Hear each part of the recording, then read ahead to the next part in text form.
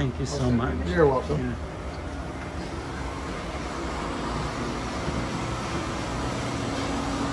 So you make your own customers? Right now, we used to do, so prior to the 100th anniversary, we used to do a lot of our partnership with the a lot of customers.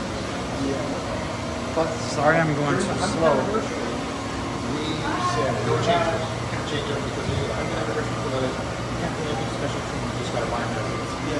So after that, because the trend is towards fancier ukuleles and designing them, we did a, pretty much we don't customize right now. Ukuleles from the turn of the century, and they have a really nice shape to them because the guy had a really good eye because he was doing it all by hand, all by eye. Later, they developed metal molds, and the metal molds were heated by flame, and you took your two pieces and you bent them on the metal mold at the same time, and you got your two matching pieces. And that's the way we did it for many, many years. The only problem is flame and dust don't mix you all together. And so we always had to do the bending upstairs. So there was a lot of up and down with material. Then we switched to the wooden benders. And the wooden benders were heated by light bulb. So you bring the bending back downstairs. And now we use these. Now the problem with the old benders is the old benders bent the entire side at once, which is a lot of stress on the wood. Now if you know about wood, it likes to crack on the grain. So if you run your grain this way and you bend it this way, you're okay. But when you get into your fancier wood, your bigger wood, your curly wood, what's happening is you're introducing a cross grain that runs like this, and you can kind of see it. So now when you go to bend the wood, it wants to crack here and it wants to crack here. So we put together a nice matching top, back, and sides. You go to bend the sides, we prep, and take that whole set away with a whole other set. Now we use these benders. The great thing about these benders is, number one, we don't have to soak the wood in water anymore. It just bends with the moisture that's already in the wood. And it bends in a two-stage process. So the first bender here just bends the waist. So it comes out here, it looks like an L. And the second bender here bends into clouds. So because it's a two-stage process, we can bend a lot curlier wood without it cracking. Yeah, so this plate here goes up to, I think, 325. Okay, so now we're going to go right behind you here. And you can gather right here in the front.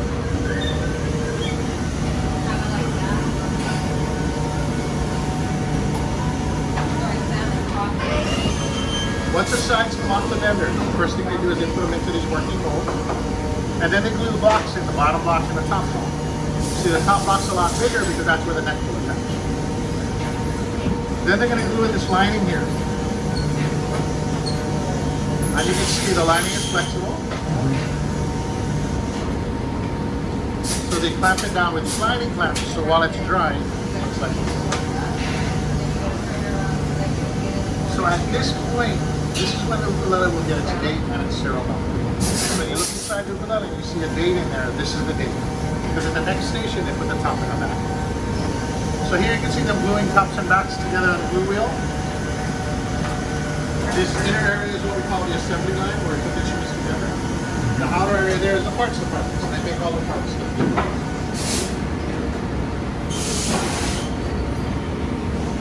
Okay, so you can go to the next station, which is right on the corner.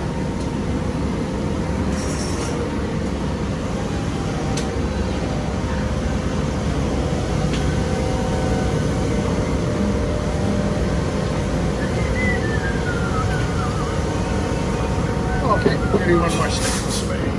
Just want to get around this corner here. Okay, so at this station, what he's doing is he's putting on the top and top. So here he's put a top on, and this bracing here, this is called the bridge patch. And the reason that's there is the bridge attaches here and the strings pull. So if you didn't have that extra bracing there, the top will work. Now when you get into your larger instruments, now you get more into the fan bracing that you used to see inside the guitar. So you're going to put the top and the back on and clamp them down. When it's all done, it looks like this. Now remember that big block of wood that was in the top? You can see the slot that they make for attaching the neck. Okay, so this is our high-tech corner here. We got our CNC machine. The main purpose of our CNC machine is to take a piece of wood that looks like this and turn it into a piece of wood that looks like this. So about 80% of the time it's making necks. Now prior to that, these necks were all made by hand on a grinder. So every single neck was a little different. Now they're all the same, it makes putting it together a lot easier. The other piece of equipment we have a laser cutter back there. It looks like a big metal laser cutter. And before, when we had a top, we would put a template down and we would draw where all the braces go. We would draw the ukulele and we would draw the hole. Then we take it to a bandsaw, we cut it out on a bandsaw, and then we go to a drill press and make the hole saw into the hole. It was a lot of steps. Now with the laser will actually mark where all the braces go. It'll cut the ukulele out, and then it cuts out a souvenir. Everybody get their souvenir? Yeah. So the souvenir is the actual hole that's cut out of the ukulele. And so many people come on the tour now that only people who come on the tour get holes because we don't make enough for everybody else. Yeah. And the last piece of high-tech equipment we have our potter's wheel. Everybody says, what's the potter wheel? The back of the ukulele is not flat. The back of the ukulele will rock front to back, and it'll rock left to right. The back of the ukulele has a dish. So when I have a flat body, and I want to put a curved back onto it, I come over here. Now this is a flat one. This is actually a 20-foot curve. So this is actually a dish like this. So what you do is you touch the ukulele through the potter's wheel. And what that does is it angles all of your edges away from the center. So once all the edges are angled, you can take your curve back and you can glue your curve back on, and everything matches up. So how do you get the curve into the back? So the curve from the back comes actually from two. The front of the ukulele is thinner than the back of the ukulele. Right. So that's how you get this curve. Right. And then when we glue the brace on, the brace is curved. So when we glue the brace on, the brace forces the back into this curve. Right. So this curve comes from the body, this curve comes from the back. Yeah. So that's all. And you want the curve because why?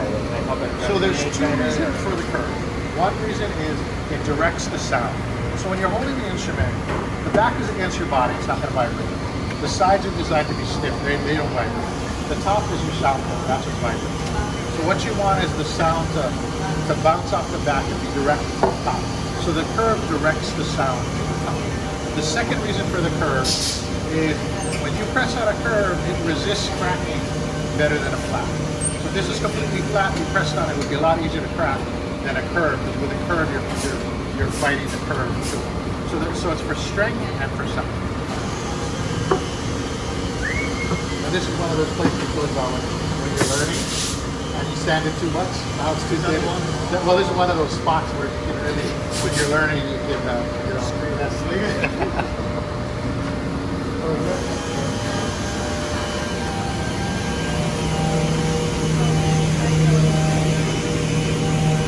Okay, go right here.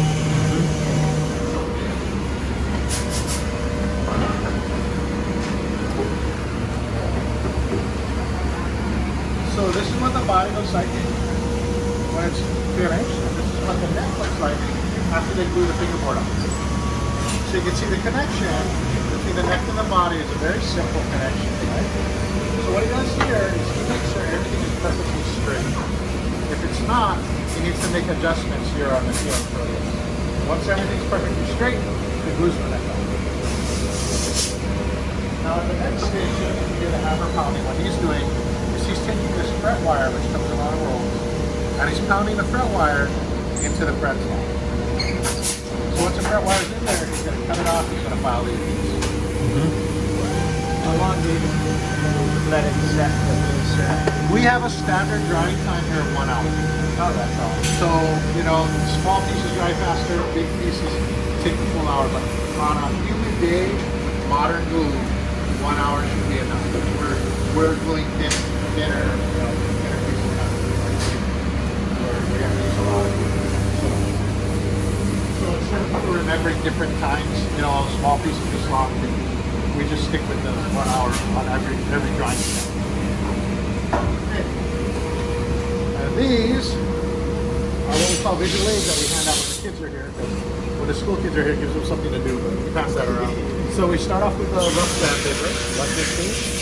Then we go to medium 220. Then we go to a fine 320. then we go to a 400.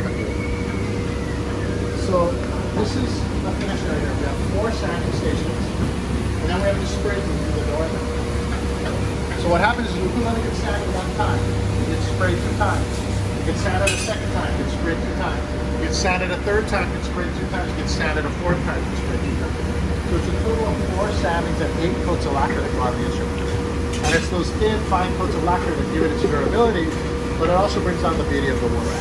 The 2 parts that we don't spray the fingerboard, where the fingerboard gets oil, and we don't spray here where the bridge is going to be. So we produce between 16 and 18 ukuleles a day. That comes out to 3,500 to 4,000 ukuleles a year. And from start to finish, it takes about 10 working days. So about 2 weeks to finish one.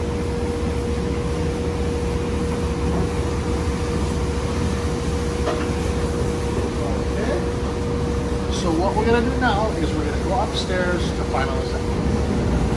Hold on a second. How you doing, Eric?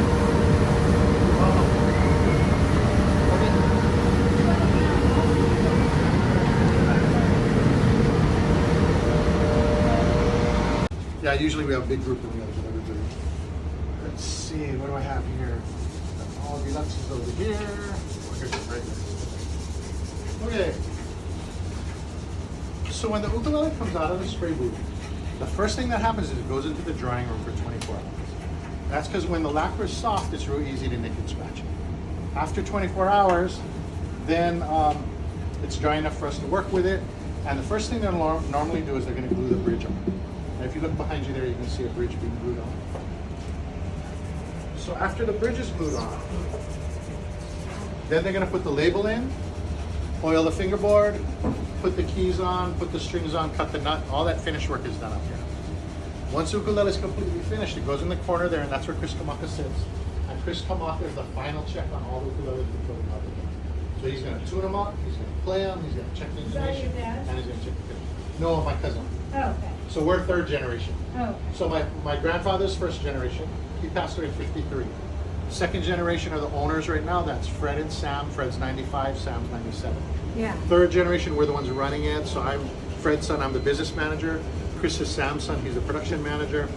And Chris's brother Casey is our head luthier. So he's the one who does the custom ukuleles and any changes and things. But Casey's a pilot for Hawaiian Airlines, so he's only Oh. part-time. Oh, okay. So he usually flies in the morning, comes in the afternoon. Okay. And then Chris has 2 sons. Yeah, Chris has 2 sons who are 4th generation. And one is Christopher, who works here full time. And the other one is Dustin, and he's a pilot for Hawaiian Airlines also, so he comes in. Oh, that's where I saw you guys on the ad for Hawaiian Airlines. Oh, yeah. That was good. He has, Yes. you know. So, let's see. Okay, so we make 3 basic lines of ukulele. First is the classic. So you can get all of our ukuleles as a classic. And then, we have a lot of deluxe. So then we also make a deluxe 1 model, which is what we call our wood deluxe. So this is a rope rosette, rope purfling, I like that. rosewood binding, ebony fingerboard and bridge. I like the stitching. Yeah, so this is the rope. I know, I like the rope too. So the 3 colors in the rope are rosewood, koa, and maple. So this is our deluxe 1 model. So you can get all of our ukuleles as a deluxe 1 model. And you can So also that's get... bigger than a regular ukulele, the deluxe one? No. So the ukuleles, there's 4 sizes of ukulele. Yeah. The small one is the soprano or the standard. Yeah. The next one is the alto or the concert. The next one is the tenor, and the next one is the baritone. Those are the 4 sizes. So you can get all of our, when I'm saying all of our ukuleles, so you can get all the different size ukuleles as a classic, you get all the different size ukuleles as a deluxe 1, and you can also get it as a deluxe 2. And the deluxe 2 is what we call our shell deluxe. So this is a shell rosette, shell purfling, ebony binding front and back, ebony fingerboard bridge, and base plate. Now this one has an additional option of a slotted head. So this is our deluxe 2. So you can get, So how do, It's only when they have the slot in. no, you can get slots on a deluxe 1. Let's see. So these deluxe 1s have slotted heads. Yeah. So you get the. It looks has like to be a you've got a deluxe. 6-string that's not slotted behind you. Right, but Yeah. you can only get the slotted in a concert tenor 4 strings. Yeah, we don't have to slot it. Meaning the keys, the keys come up and the strings go in the hole. So how different is this ukulele from the one that Jake plays? This is pretty similar to what he plays. Mhm. We do sell the Jake model, which has sort of his extras on it because he uses special keys. He's the only one. He has a flat top head. We have highlighted binding, so he has blue highlights Right. on the abalone, so it looks real blue. You know, he has his logo on the fingerboard and his signature and things like that. Who's that? Jake Jake Shimabukuro. He's sort of Shimabukuro. He's really the premier Good. ukulele player. Can I ask you, so ukuleles vary in price a lot, like, you know, you can buy them, you know, all over the place at cheaper prices and more expensive. What is how does that work? I mean, Well, what's the difference? That's The what- main difference between an inexpensive ukulele and an expensive ukulele is going to be the sound. Number one, the sound is going to be better. That's going to be one of the first things you do. The other thing, playability. It's going to play better. Yeah, and the other thing, like with ours, we build our ukuleles very sturdy because we know that our ukuleles are passed from generation to generation. Yeah. So grandma passes it to grandson and things like that. So our ukuleles are actually built to last for a long time. And the thing with ukuleles like that is as they age, the sound actually gets better. Okay. Whereas some other ukuleles that don't have a lot of bracing in them and things like that, they may sound really good when you first buy them, but then they don't last. Is, you know, the thing you tighten the strings? The two. So the keys are going to be the tuning keys are going to be a big difference to how easy it is to tune and how well it holds its tune. So on our small ukuleles we use Goto tuners. And these are geared tuners. So even though they look like a straight friction tuner, they're actually a geared tuner. They hide the gearing behind the head. So it's actually a 4-to-1 gear ratio. And the main reason for that is we, on small ukuleles, as a design thing, we've never liked small ukuleles with side keys. And the only way to get gearing before was to have side keys, like the bigger ukuleles. But we don't like the look of it on standard and concert. Yeah. And so we've always had straight keys. So we needed someone to make a geared straight key for us. That wasn't a banjo key. The only straight geared keys were banjo keys, but they're really big and the gearing's like right in the middle, very obvious. Yeah. So Goto came up with this and I like that's those. why. So I actually I retrofitted all my old ukuleles at home to those keys because I like them. Yeah, they're very easy to tune. They don't slip. The thing with a geared key is when you let go of it, it doesn't slip. With a straight friction key, Yeah. you go up to the note and then you let go and it kind of moves a little bit. That's why those like ABC store like ukuleles stores that have those things, they always go out of tune all the time. Yeah, they go out of tune all the Right. time. And usually the action's really high, so people say, "Oh, it's so hard to play because you got to press really hard." Yeah. The strings are super high. Yeah, they're really high. So there's all those little things that go into between a cheap ukulele and They're more expensive. so we are considered a high-end ukulele. Yeah, I mean our ukulele, the small one starts over $1,000. So we are a high-end ukulele. Yeah. What? So for someone who is like a beginner, I'm a beginner. I've been playing on and off for a few years, but I'm not good at all. What would be the best one for someone? Well, when people ask Jake that question, he always tells them, buy the best ukulele you can afford, because the better it sounds, the more likely you are to practice. And if you don't practice, you don't get better. Well, like out And so, of your ukuleles, which one would for be you, Yeah. what we tell people is, so if you have an inexpensive, the small one, the soprano? I've got actually two of them. I've got one soprano and one. Yeah. Oh, you have a tenor already or a concert? Well, my kids gave me one for Christmas one year. Oh, yeah? That's how I started playing, and then Okay. I bought a secondhand one of a soprano. the Because little well, one. what a lot of people do is they start off on the little one. So we always tell them that if you only have the little one, Yeah. when you buy your good ukulele, you always want to go up one. You don't want to buy the same size you already have, Yeah. especially if it's a small one. Because the more you play, the more you're going to want something a little bigger. So the one problem with, say, the small ukuleles, which let's say the standard ukulele, is a standard ukulele you kind of play in front of you on your body. The concert is the first ukulele that kind of goes under your arm, and you're playing it under your arm. And so the concert is a really good all-around size in that it's small enough so kids can play it, but it's big enough so adults are comfortable with it too, and it's very portable. And so the concert's a very popular model. Now, if you're a player and you're playing all the time and everything, you're going to end up at a tenor, because the tenor is the biggest ukulele that's played like a regular ukulele, and it's a size. If you look at the professionals out there, 99% of the professionals out there are going to be playing tenor size. Where's the tenor size? So the tenor size is this size.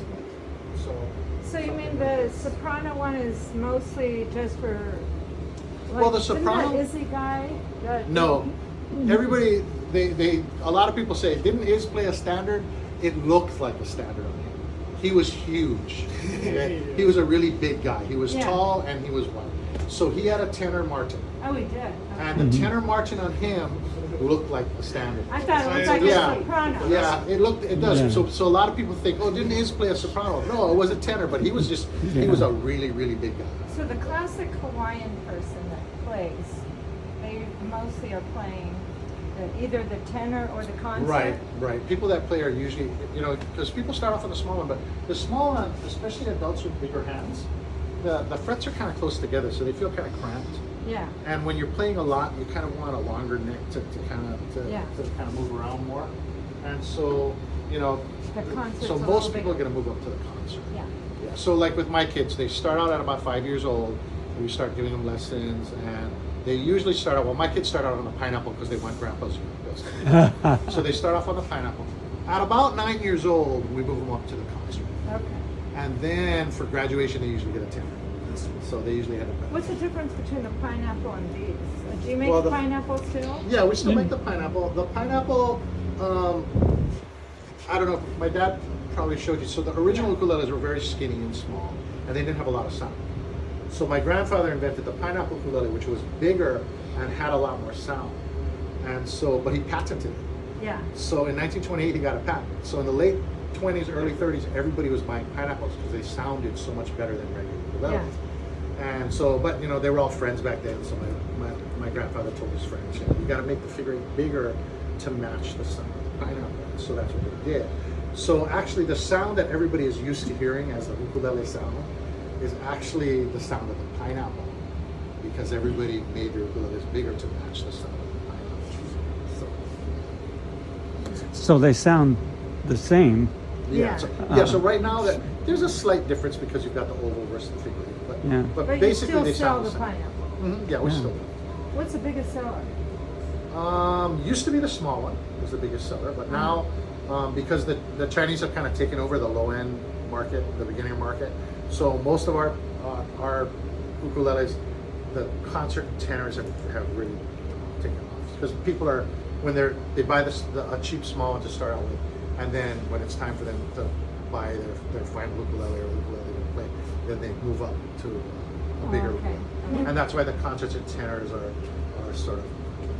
But the way they make those in the factories, like, they're not doing any of this handwork that you guys are doing, are they? I mean, anytime you're making an instrument, there's handwork involved. But yeah, they've got most of whatever they can automate. They do.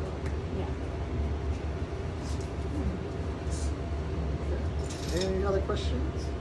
Well, one last thing is people ask how many ukuleles does Chris Kamaka reject, and luckily it's very few, because they try to find the flaws downstairs before they come up.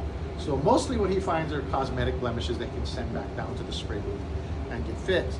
But the other thing he's checking is the sound. But the sound is also checked downstairs before it comes up. And the last big check is done by the guy who puts the neck on, because it's the last time the body is all by itself.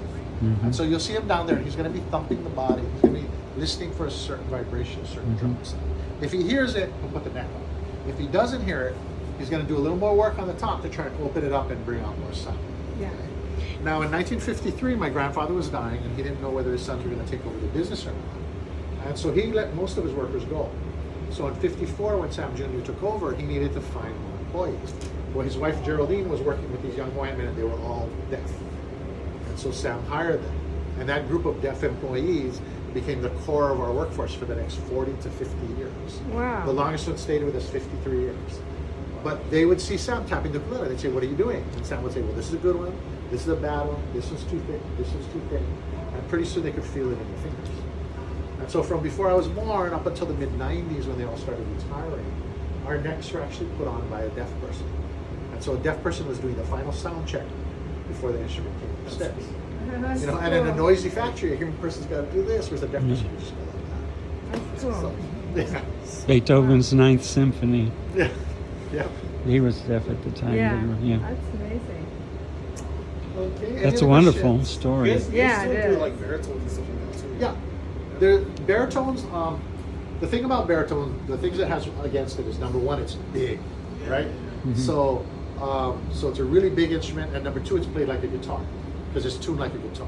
So a lot of people they play ukulele chords, and then they go, oh, if I got to play the baritone, I got to play guitar chords. You got to play a guitar C instead of a ukulele C, right? And so that's why the baritone, we don't usually sell a lot of baritones, but a couple years ago, 2 or 3 years ago, all of a sudden we started getting all these orders for baritones from the stores, and we're saying, why is there all of a sudden this interest in baritones? And then someone finally told us, oh, Jake picked up a used baritone somewhere, and in his concert, he's playing one song with his baritone uke. And he tells everybody, oh, this is my baritone uke, I'm going to play this song with. And all of a sudden, all these people want baritone ukuleles because Jake, yeah, he's just, you know, when Jake does something, all of a sudden everybody else wants Yeah. to do it. It's, I don't know. it's What's pretty not to ridiculous. love about He's that? so- He's like the best ukulele Yeah, player. well, he's Yeah. sort of cutting edge. Yeah. He evolves all the time, but he tries to stay, because as soon as he comes out with something, all the kids copy it, right? Yeah. So he's always got to come up with something new. But Jake, in the early days of YouTube, Jake came out with My Guitar Gently Weeps, right, which is a George Harrison. Yeah. And nobody ever thought it could be played on a ukulele. And so he came out with My Guitar Gently Weeps, and YouTube still considers it one of the very first viral videos. Oh my Meaning gosh, it I'll just have to check took it out. off. Yeah, It's crazy. yeah, he's in Yeah, so you Central should- you Park, should I see it. think. Huh? Was he in Central Park in New York when he did that? I'm not sure. yeah. Yeah, but But that was just- one of the first viral ukulele videos. Yeah. And that was one of It's the not things. hard So- to find.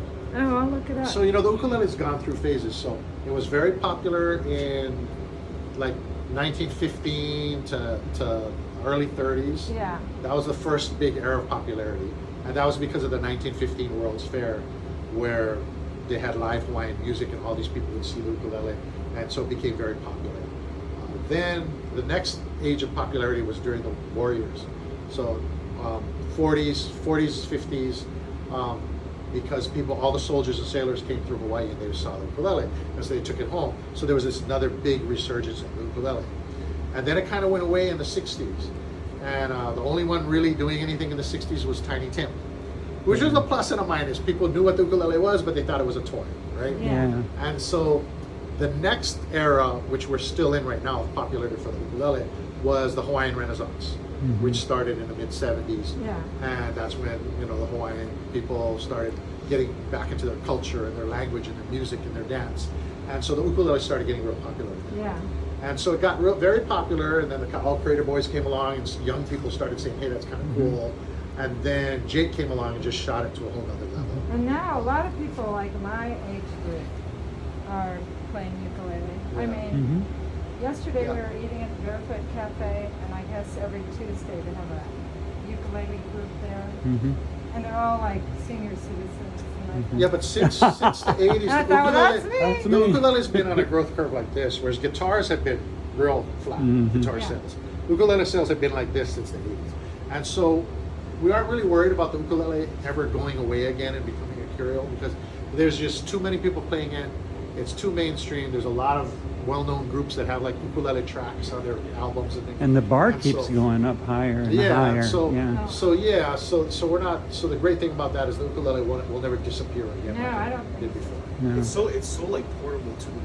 Yeah. That's And the great thing. especially like with YouTube and stuff now, like you see everybody doing covers with ukuleles more Yeah. more than Yeah. guitars and stuff like that. 'Cause it's just easier to film. Like for me, like I do like a little bit of like stuff, so it's easier to film with like an ukulele rather than like a huge guitar. Like Yep. for me personally. So Yeah. when you see like on YouTube, it's just Yeah. crazy. Well, they Yeah. have like Cynthia Lynn, who I've been learning from. Mm-hmm. She, if you haven't checked her out, Oh yeah. have you? Oh yeah. She's Well, awesome. The She kids is. are lucky now. I mean, in the old days, you had to find a teacher, Yeah. right? Yeah. Now you go on YouTube and You got your teacher. you can learn from beginner stuff all the way up to copying Jake. Yeah. So yeah, they're lucky. They got a lot at their disposal. Yeah. I'm all YouTube trained. Like, Yeah. I know the whatever kids I come know in- is all YouTube. Yeah, the kids come in Yeah. here. Yeah. They play really well, and you know they say, "Oh yeah, I learned it all on YouTube." Yeah. You know, Jake has had a huge influence on me, but sort of an offshoot from this. Another group that's had a really big influence on me is the Ukulele Orchestra of Great Britain. Oh, yeah. And they're very funny, and they do play some soprano ukuleles, and they're very, very Oh, yeah. good. But they're more like entertainers than Yeah, performers, they're- and you can they- find them all over Yeah, YouTube you as can find them well. all over YouTube. Okay. Yeah, and it's Yeah, fun. They're Fun to watch. yeah, they do a lot of fun stuff.